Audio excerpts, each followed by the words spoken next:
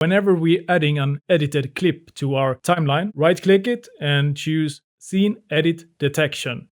And this will give us a little box of different alternatives. Bear in mind though that it might not always be exactly 100% accurately, so always go through it a bit afterwards and see if you need to adjust anything. But overall, it can be a really nice method to save a little bit of time for you. Anyway, let's start off by create layer markers. And here After Effects will create a marker for us anywhere on the layer that it can detect an actual scene change on the layer. Let's undo this and check out the other ones as well, giving us some alternative to, for example, split layer at scene edit. And for all these cuts, it's keeping them as normal layers or create separate compositions for each of the scenes.